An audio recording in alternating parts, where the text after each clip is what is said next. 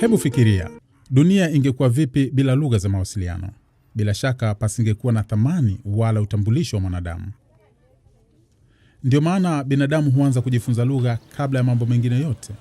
Na mwalimu wa kwanza wa lugha kwa asili ni mama. Kadri mtoto anavyopita katika hatua za ukuaji, lugha ya mama nayo huimarika kwake kupitia kusikia. Ni bahati mbaya, haikuwa hivyo kwa Maria Peter. Juhudi za mama yake kumfundisha lugha enzi za uchanga wake hazikuzaa matunda, kwa kuwa Maria alizaliwa kiziwi. Kwa sababu kumbuka yeye hasikii. Alafu mimi natumia kuita labda jina kama watoto wengine, hasikii. Aking'ang'ania kitu, ameng'ang'ania mpaka nijue nini anataka, ni kazi pia. Kuna watoto wengine akifika miezi 9 au 10 anaweza kubahatisha neno kama maji au anaita mma, huyu hakuwa anaweza iko. Maria ana miaka 9, alipaswa kuwa darasa la 5 walau, lakini sasa yuko darasa la 3. Hii ni kwa sababu watoto viziwi hukua na kuvuka vipindi muhimu vya maendeleo ya ukuaji bila kuwa na lugha madhubuti ya mawasiliano. Wanahitaji muda mrefu zaidi kujifunza lugha kabla ya kujifunza maarifa mengine. Hali hii huwafanya kusoma shule ya msingi kwa miaka 10. Darasa la 1, la 3 na la 5 wanasoma kwa miaka miwili. Kwa hiyo ni kazi kubwa. Yaani sijui nitumie lugha gani. Kwa maana mtu huyu amekuja hajitambui kabisa. Hajitambui. Sasa mtaalamu huyu ndo aanze naye mpaka afike mahala ajue, kumbe mimi ni Juma. Kumbe mimi ni mvulana. Au mimi ni msichana. Huko alikotoka ajui hayo.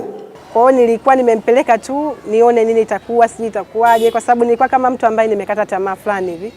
Na kwa sasa nashukuru kwamba hata kusoma anajua. Ni kitu ambacho sikiamini na sikutegemea kwamba atajua hata kusoma. Akiwa shuleni, Maria na wenzake wanatumia alama zilizobuniwa na wadau mbalimbali, wakiwemo Chama cha Viziwi Tanzania CHAVITA. Walimu wa watoto viziwi nao ni wanafunzi wa mara kwa mara ili kumudu alama hizo. Hata hivyo, alama hizi hazijasanifiwa kuwa lugha ya alama ya Tanzania. Walimu huzitumia bila mwongozo na hakuna vitabu vya lugha ya alama ya Tanzania. Kuna vitabu ambavyo ni vya kawaida, ambavyo sasa mwalimu ndio tupate kama hivi mafunzo. Kwa mfano kama leo tulivyojifunza, maana yake na sisi tunabeba ujuzi na kwenda kuweka tena madarasani. Kwa kujifunza kwetu ni kila siku, lakini inatusaidia, ila vitabu kama vitabu hakuna. Kila mtu akiamua kutumia alama yake tofauti, matokeo yake mfumo mzima ufundishaji unakuwa sio mzuri. Mfano, ukienda Bukoba, viziwi wa kule neno kahawa wao huonyesha hivi, wakiwa wanaonyesha jinsi wanavyotafuna.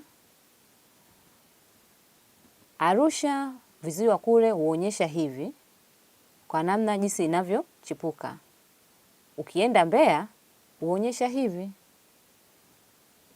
Baadaye tukakaa tukakubaliana tutumie alama moja ambayo ni hii, ikiwa inamaanisha kahawa. Serikali inauona umuhimu wa kuwa na lugha ya alama ya Tanzania ili kuepuka changamoto zinazowakuta viziwi. Kwa hiyo sisi tumechukua hilo jukumu baada ya kufanya ule utafiti mdogo na kubaini hizo changamoto. Sasa hivi Taasisi ya Elimu Tanzania TET inalifanyia kazi, inakusanya misamiati mbalimbali ili uweze kutengeneza vocabulary ya alama ya kufundishia. Hatua za awali zilizofanyika zinakaribisha nguvu ya pamoja ya wadau na watu wenye mapenzi mema na jamii ya watu viziwi kuhakikisha lugha ya alama ya Tanzania iliyosanifiwa inapatikana ili kuwapa thamani jamii ya viziwi Tanzania. Kutoka makala ya Ufunguo, mimi ni Faraja Sendegea.